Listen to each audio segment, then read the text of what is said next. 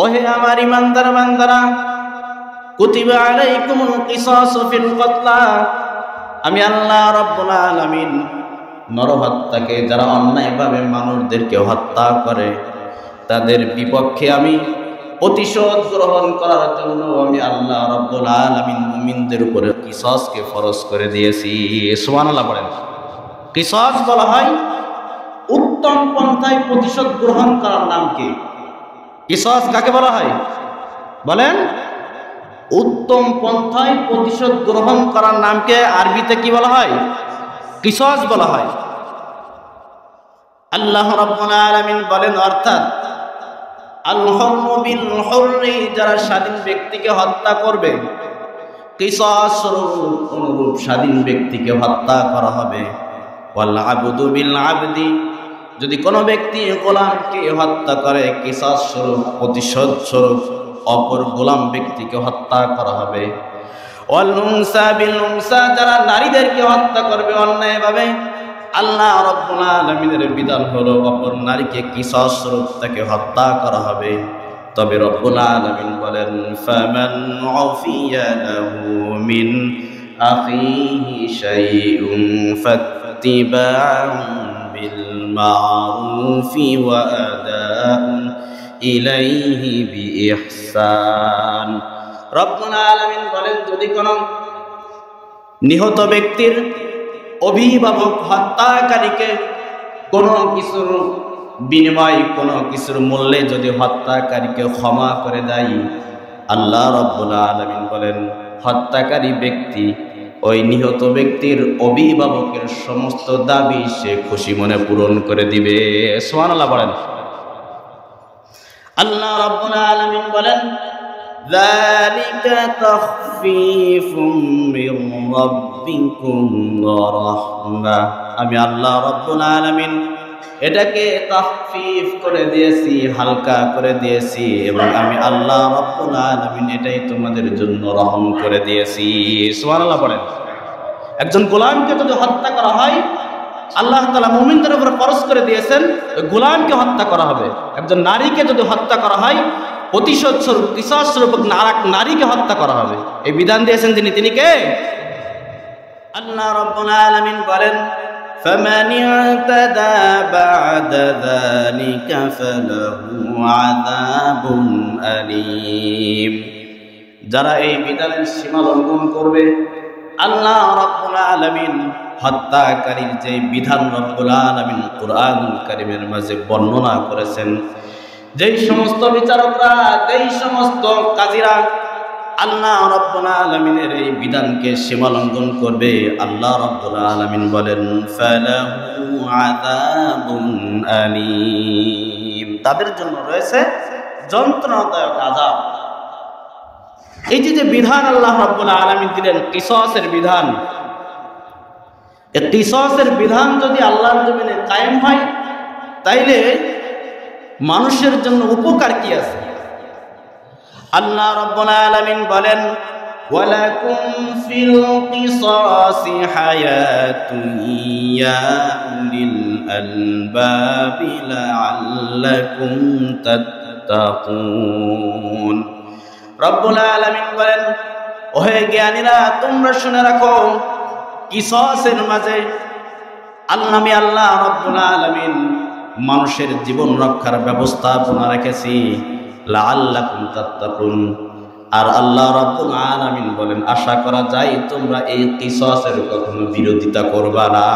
সুবহানাল্লাহ বলেন। এই কিসাস যদি আল্লাহর জমিনে কায়েম হয়ে যায়, তাহলে মানুষের জীবন রক্ষার এটা উত্তম ব্যবস্থাপনা হয়ে যাবে। সুবহানাল্লাহ বলেন। কারণ এটা দৃষ্টান্তমূলকভাবে যখন বাইতুল মুকাররমের সামনে আমাকে কেউ একজন হত্যা করেছে, তাকেও যখন হত্যা করা হয়ে যাবে, এক সময় দেখা যাবে যে নরহত্যা আর দুনিয়া থাকবে না।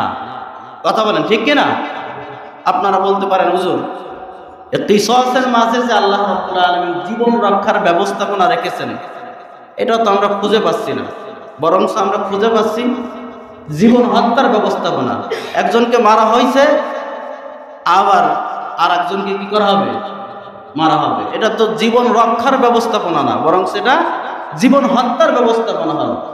ভাইরা আমার, আল্লাহ তাআলা বলেন ইয়া উলিল আলবাব, এটা জ্ঞানীরা বুঝবে, আপনারা সবাই জ্ঞানী, আপনারা বুঝবেন যে এই দৃষ্টান্তমূলক সাজা শাস্তি যখন দেওয়া হবে তখন কিছুদিনের জন্য এমন হলেও দেখবেন চিরস্থায়ীভাবে এই নরহত্যা আল্লাহর জমিন থেকে বন্ধ হয়ে যাবে। সুবহানাল্লাহ বলেন। কথাটি আপনাদের বুঝে আসছে? জীবন রক্ষার ব্যবস্থাপনা।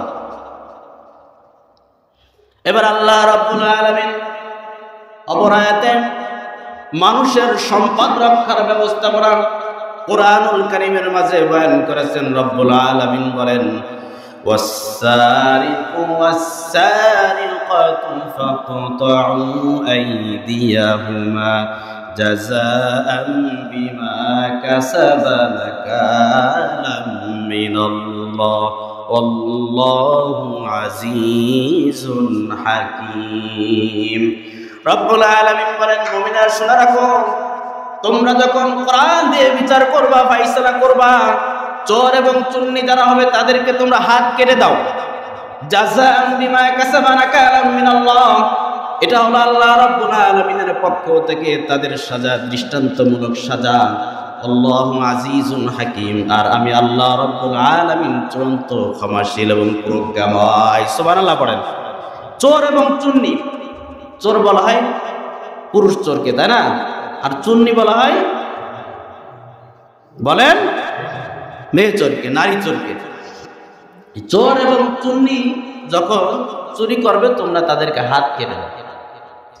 হাত যখন কেটে দেওয়া হবে এক সময় দেখবেন দৃষ্টান্তমূলক এই সাজা যখন হবে তখন সমাজ থেকে, রাষ্ট্র থেকে পুরোই চুরি এটা বন্ধই হয়ে যাবে। কথা বলেন, ঠিক কিনা?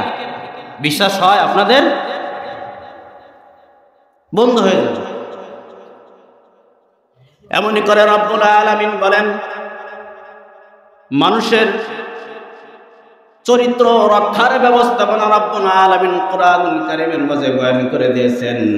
রব্বুল আলামিন বলেন, তোমরা যদি নিজেদের চরিত্রকে, নিজেদের স্ত্রীর চরিত্রকে, নিজেদের সন্তানদের চরিত্রকে যদি তোমরা ঠিক রাখতে চাও, রব্বুল আলামিন বলেন আয-যানিয়াতু ওয়াজ-যানি ফাজলিদু কুল্লা ওয়াহিদিন মিনহুমা মিআতা জালদা।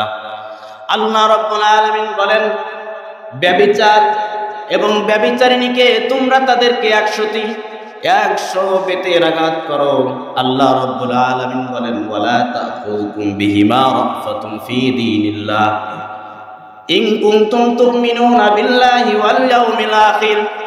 আর তোমরা যদি আমি আল্লাহ রাব্বুল আলামিনের প্রতি বিশ্বাস স্থাপন করে থাকো, আখিরাতের প্রতি বিশ্বাস স্থাপন করে থাকো, এক কথায় তোমরা যদি মুমিন হয়ে থাকো, তাহলে আমি আল্লাহ রাব্বুল আলামিনের এই বিধানকে তোমরা কায়েম করতে কোনো রকম তোমরা অস্বীকার করবা না। সুবহানাল্লাহ পড়েন। তোমরা যদি মুমিন হয়ে থাকো তাহলে এই ব্যভিচার এবং ব্যভিচারিণীর যে সাজা রয়েছে এটাকে তোমরা কায়েম করতে, এটা তোমরা প্রয়োগ করতে কোনো রকম তোমরা অস্বীকার করতে পারবা না। এখন আপনারা বলেন তো, যারা বলছে আমাদের প্রধানমন্ত্রী হচ্ছে একজন মুমিন,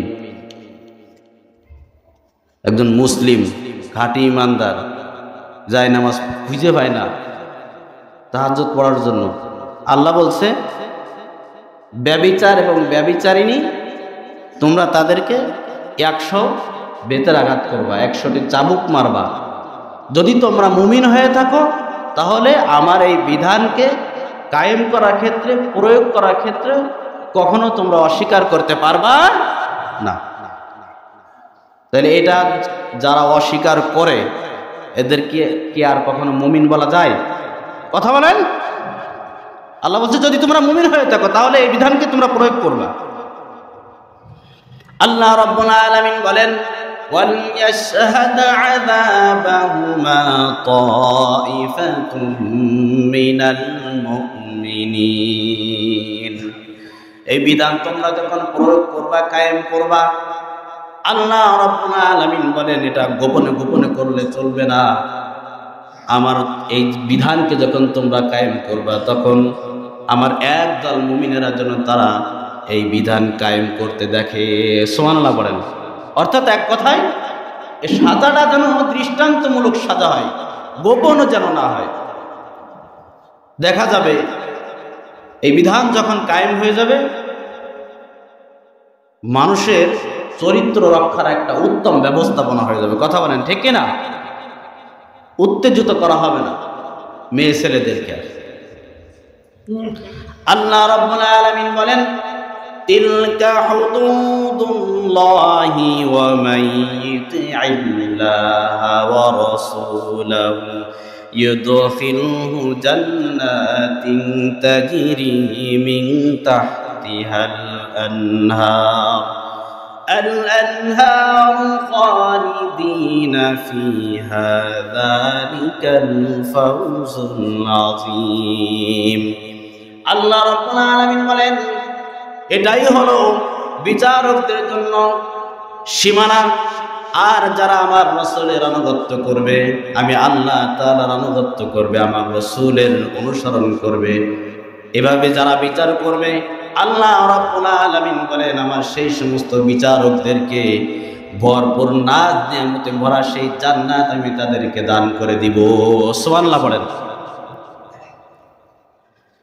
আল্লাহ রাব্বুল আলামিন শুধুমাত্র এতটুকু বললেন না, রাব্বুল আলামিন বলেন খালিদিনা ফিহা, তারা সেখানে সেই জান্নাতে চিরকাল থাকবে।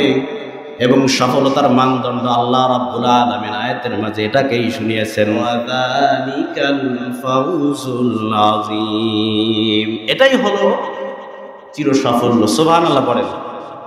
আর রাব্বুল আলামিন বলেন, ওয়ামান ইয়াসিল্লাহা ওয়া রাসূলাহু ওয়া ইয়াতাআদ্দা হুদুদাহু ইউদখিলহু জাহান্নামা খালিদিনা ফিহা। আর যারা আমার রাসূলকে অমান্য করবে, আমার রাসূলের নাফরমানি করবে, আর আমি আল্লাহ তাআলার নাফরমানি করবে, আমি আল্লাহ তাআলার এই সীমানাকে যারা অতিক্রম করবে, আল্লাহ রাব্বুল আলামিন বলেন এরা চিরস্থায়ী জাহান্নামী হয়ে যাবে। নাউজুবিল্লাহ বলেন। খালিদিনা ফিহা, তারা সেখানে চিরকাল থাকবে। ফালাহু আযাবুন মুহিন, এবং তাদের জন্য যন্ত্রণাদায়ক সাজার ব্যবস্থা আল্লাহ তাআলা রেখে দিয়েছে। এর জন্য সমাজে যদি সুষ্ঠু বিচার হতে হয়, তাহলে কোরআন দিয়ে বিচার করতে হয়। কথা বলেন ঠিক কিনা? আপনারা এমন মানুষদেরকে সমর্থন করেন, আবার তাদের কাছে আপনারা সুষ্ঠু বিচারের দাবি করেন, যেই বেচারা কোরআনটা দেখেও পড়তে পারে না, এমন লোককে আপনারা জনগণের প্রতিনিধি বানান, আবার তার কাছে আপনারা সুষ্ঠু বিচার চান, অথচ সে লোকটা কোরআন দেখেও পড়তে পারে না। সে সুষ্ঠু বিচার করবে কি করে? সুষ্ঠু বিচার তো অন্তর দিয়ে করা যায় না। সুষ্ঠু বিচার যদি হতে হয় তাই কোরআন দিয়ে হতে হয়। কথা বলেন ঠিক কিনা? এখানে যদি কোনো বিচারক থেকে থাকেন, কোনো বুদ্ধিমান ব্যক্তি যদি থেকে থাকেন, কথা ভুল হলে মাফ করবেন, কোন পুরুষ যদি তার নিজের স্ত্রীর ব্যাপারে জিনার অপবাদ দেয়, তাহলে আপনি তার বিচারটা কি করবেন? কি করবেন তার বিচারটা? এমন ঘটনা সমাজে ঘটে কি ঘটে না? কথা বলেন। নিজের স্ত্রীকে নিজেই জিনার অপবাদ দেয়, এই বিচারটা আপনি করবেন কি দিয়ে? এই বিচারটা আপনি করবেন কিভাবে? সে নিজেই জানেন না, তো সুষ্ঠু বিচার করবে কি করে?